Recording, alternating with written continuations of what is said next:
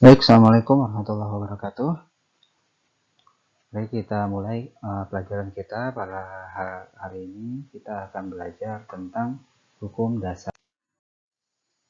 Oke, hukum dasar kimia yang akan kita pelajari di sini ada 5 hukum. Yang pertama adalah hukum Lavoisier, ya, kemudian hukum Proust, hukum Dalton, hukum Gay-Lussac, dan hukum Avogadro. Pertama, hukum Lavoisier. Ya. Hukum Lavoisier disebut juga sebagai hukum kekekalan massa. Ya, penjelasannya gimana? Massa zat sebelum dan sesudah reaksi adalah tetap jika dalam kondisi tertutup. Maksudnya, ya di sini saya kasih contoh. Ya, di sini ada Erlenmeyer, ya, Erlenmeyer yang berisi larutan Na2SO4 dan juga tabung reaksi di dalamnya yang berisi larutan CaCl2. Nah, ini semuanya ditimbang ternyata beratnya atau massanya 300,23 gram. Ya, ini kalian perhatikan ini belum bercampur. CaCl2 dan Na2SO4 ini belum bercampur. Nah, kemudian setelah dimiringkan, Erlenmeyer dimiringkan, ya otomatis ini kan CaCl2-nya tumpah. Ya. Nah, ini CaCl2 bergabung atau bercampur dengan Na2SO4, ya dia akan bereaksi. Dia akan bereaksi membentuk CaSO4 dan NaCl. Nah, hasil reaksi ini ditimbang kembali. Ternyata massanya masih sama 300,23 gram. Nah, ini yang disebut sebagai hukum kekekalan massa. Massa zat sebelum reaksi akan tetap atau sama ya setelah bereaksi. Ini disebut hukum Lavoisier. Nah, kita ambil contoh yang lain ya, misalnya di sini ya, ya massa zat yang bereaksi, kita mereaksikan besi dan sulfur yang menghasilkan besi 2 sulfida.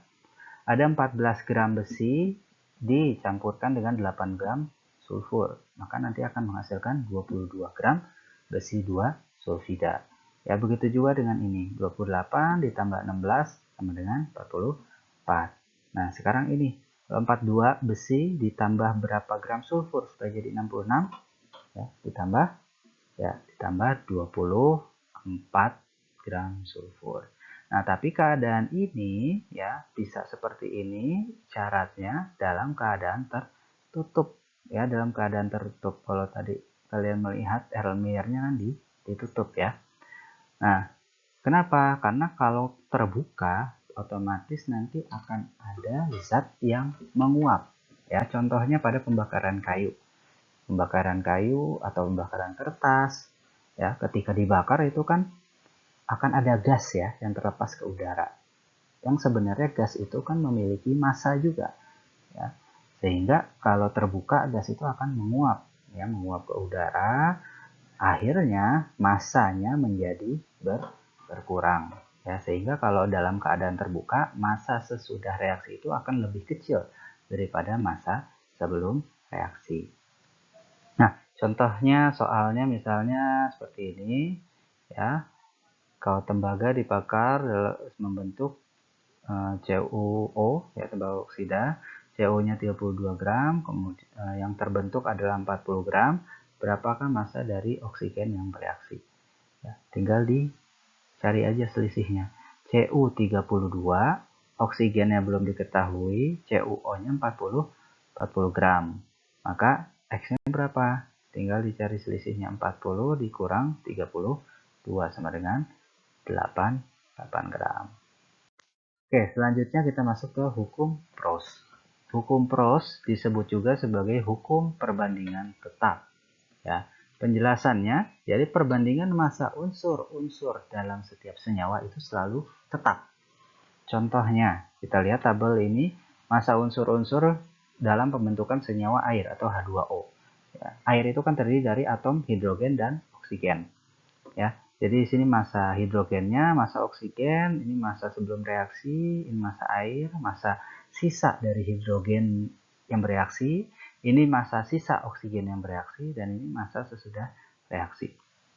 Nah, yang kita harapkan itu adalah massa airnya, ya. karena H hidrogen bereaksi dengan oksigen akan membentuk air. Ya, 1 gram hidrogen direaksikan atau dicampur dengan 8 gram oksigen, ya, dia akan menghasilkan masanya 9 gram masa total hidrogen dan oksigen. Massa airnya berapa? 9 gram juga. Karena massa airnya 9 gram, maka tidak ada sisa hidrogen dan oksigen. Ya, massa sudah reaksinya sama 9 gram. Nah, kalau untuk yang kedua, nah, ya, jadi massa hidrogen dan oksigen untuk membentuk air itu perbandingan massanya tetap berapa? 1:8. Ya, 1:8.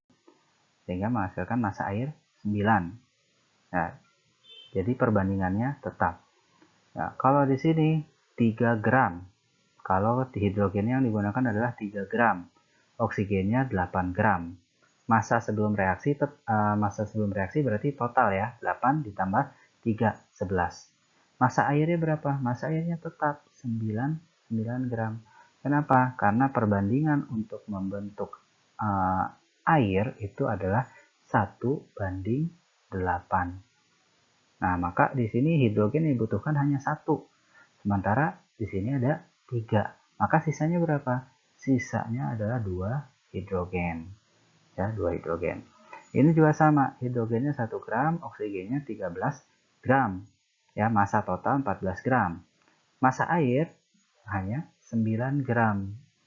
Ya, karena oksigen yang dibutuhkan itu hanya 8 gram saja. Kelebihan berapa? Kelebihan 5. Ya, maka nanti oksigennya akan menguap 5 gram oksigen. Oh, massa air tetap. Ya, kalau ini massa sudah reaksi, ini merupakan massa total ya. Maksud totalnya antara massa air dan sisa zat yang menguap tersebut. Kalau ini kan massa airnya 9, sisa zatnya adalah hidrogen 2 gram. Kalau ditambah jadi 11. Ini juga sama, 9 tambah 5 jadi 11. Selanjutnya kita bahas tentang hukum Dalton.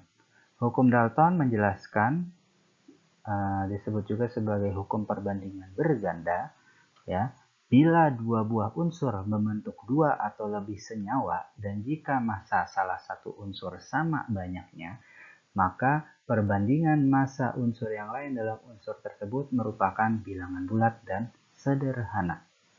Ya, contoh di sini adalah tabel contohnya. Ini tabel kolom senyawanya, ini perbandingan massa unsur-unsur pembentuk senyawa tersebut, dan ini adalah perbandingan massa unsur yang bedanya. Ya, pertama, ya, kita ambil contoh yang pertama, unsur karbon direaksikan dengan oksigen, dia akan membentuk dua senyawa, ya, akan membentuk dua senyawa. Apa? Yang pertama, karbon yang direaksikan dengan oksigen, pertama bisa membentuk karbon monoksida, kedua bisa membentuk karbon dioksida. Nah, inilah yang disebut sebagai dua unsur yang membentuk dua senyawa. Dua unsur karbon dan oksigen, dua unsur. Dia membentuk dua senyawa apa aja? Yang pertama, senyawa karbon monoksida, yang kedua senyawa karbon dioksida. Nah, perbandingan massa unsurnya. Untuk membentuk karbon monoksida diperlukan 12 gram karbon dan 16 gram oksigen. Kalau karbon dioksida 12 gram karbon sama, tetapi oksigennya 32 gram. Nah, di sini yang sama itu kan karbon, sama-sama 12 gram. Yang beda adalah oksigen. Maka perbandingan unsur yang beda itu, ya, di sini adalah oksigen. Perbandingannya adalah oksigen yang pertama 16 berbanding 32. Ya, 16 banding 32. Dan ini kita sederhanakan, bisa disederhanakan menjadi 1:2. Nah, inilah 1:2 ini yang disebut sebagai bilangan bulat dan sederhana. Ya. 1 dan 2 itu kan merupakan bilangan bulat ya, sederhana ya, karena masih dalam bentuk dalam ukuran kecil. Contoh kedua juga sama, nitrogen monoksida di nitrogen monoksida. Nitrogen yang bereaksi dengan oksigen bisa membentuk nitrogen monoksida dan dinitrogen monoksida. Nah, untuk membentuk senyawa pertama membutuhkan 14 gram nitrogen. Kalau senyawa kedua 28 gram nitrogen. Oksigennya sama. Nah, oksigennya sama berarti unsur yang lainnya perbandingannya bilangan bulat. 14 banding 28. Yang kalau disederhanakan menjadi 1 banding 2. Jadi seperti itu maksud dari hukum Dalton. Oke, selanjutnya hukum Gay-Lussac. Hukum Gay-Lussac disebut juga sebagai hukum perbandingan volume. Ya, maksudnya pada suhu dan tekanan yang sama, volume gas-gas yang bereaksi dan volume gas-gas hasil reaksi merupakan bilangan bulat sederhana. Oke, contoh di sini reaksi pembentukan uap air, ya H2, 2H2 ditambah O2 menjadi 2H2O. Perbandingan koefisiennya, ya yang disebut koefisien adalah angka di depan unsur atau senyawa tersebut. Ya, berarti koefisien H2 adalah 2. Koefisien O2 adalah 1. Ya, kalau tidak ada angkanya di depan berarti koefisiennya 1. Koefisien dari H2O adalah 2. Ya, maka perbandingan koefisiennya 2 banding 1 banding 2. Nah, perbandingan koefisien ini akan sama dengan perbandingan volume gasnya. Ya, 2 banding 1 banding 2. Ya, contoh yang lain ya sama. Ya, ini koefisiennya 1, 1, 2. Perbandingan volumenya 1 banding 1 banding 2. Nah, dari contoh ini kita bisa membuat suatu persamaan ya, koefisien gas A per koefisien gas B sama dengan volume gas A per volume gas B.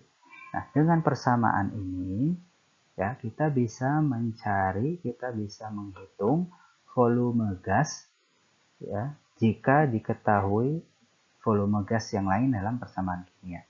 Ya, sehingga rumusnya menjadi seperti ini. Tinggal kali silang aja kan. Ya. Kalau yang dicari volume gas A misalnya, berarti tinggal koefisien gas A dikali volume gas B per koefisien gas B. Ya, jadi volume gas yang dicari sama dengan koefisien gas yang dicari per koefisien yang diketahui dikali volume yang diketahui. Yang terakhir, hukum Avogadro. Hukum Avogadro ini menjelaskan bahwa pada suhu dan tekanan yang sama, perbandingan volume gas sesuai dengan perbandingan jumlah molekulnya. Nah, di sini dalam suatu molekul zat mengandung 6,02 kali 10 pangkat 23 partikel. Ya.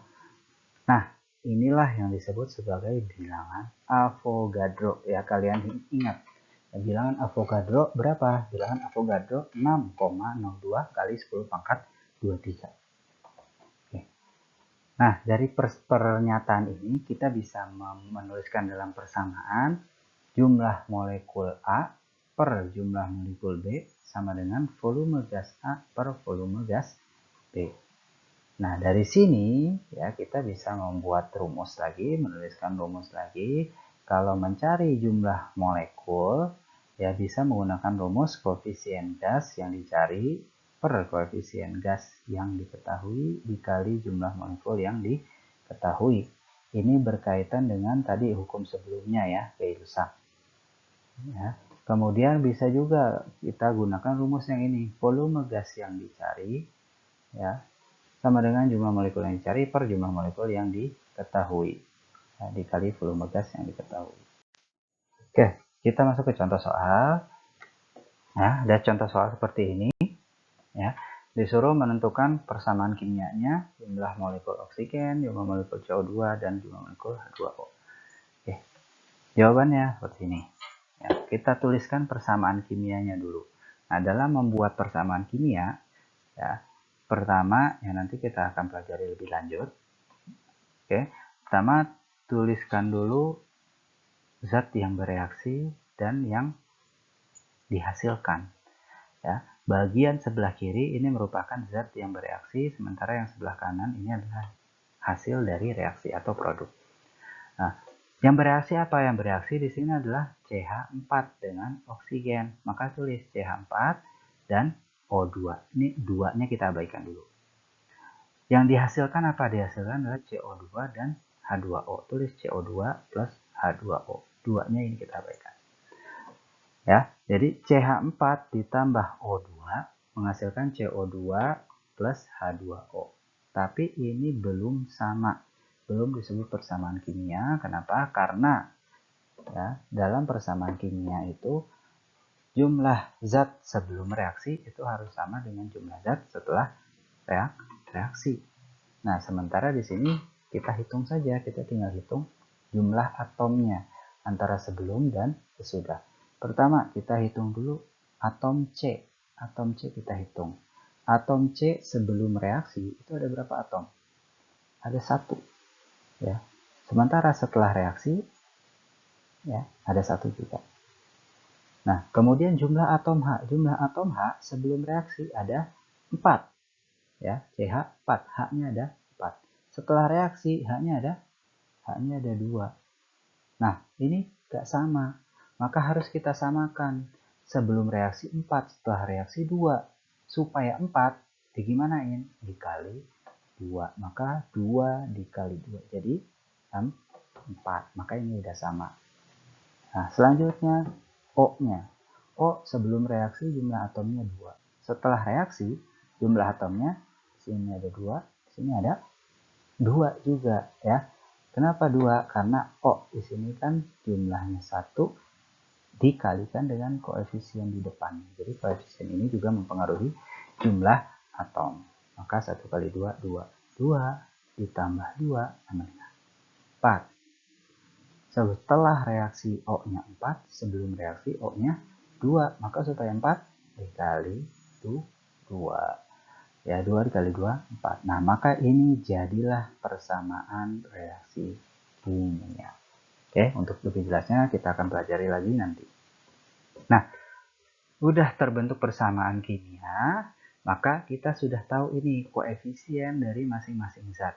Ya, di sini CH4 koefisiennya 1, O2 koefisiennya 2, CO2 koefisiennya 1, H2O koefisiennya 2. Ya, kita sudah tahu koefisiennya, kita bisa menghitung jumlah molekulnya. Oke, jumlah molekul O2 sama dengan ya koefisien gas yang dicari apa? O2. Berarti koefisien dari O2 berapa? 2. Per koefisien gas yang diketahui. Yang diketahui apa? Di sini kan 50 molekul gas CH4. Berarti yang diketahui adalah CH4. Ya, ini 1 molekulnya ya, koefisien gasnya 1, berarti per 1 dikali molekul yang diketahui, molekul CH4 50 molekul. Berarti 2 per 1 dikali 50 sama dengan 100. Oke, untuk yang C dan D itu sama. Ya, C dan D sama, caranya seperti ini ya. Ya, silahkan kalian masukkan sendiri rumusnya. Tapi saya secara ringkas menjelaskan di sini kan yang ditanya jumlah molekul CO2. Ya, CO2 yang mana? Ini. Koefisiennya berapa? 1. Koefisiennya sama dengan yang mana? Sama dengan CH4 kan?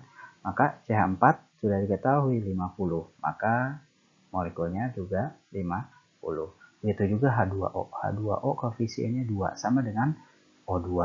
Maka jumlah molekulnya pun sama dengan O2 100 molekul.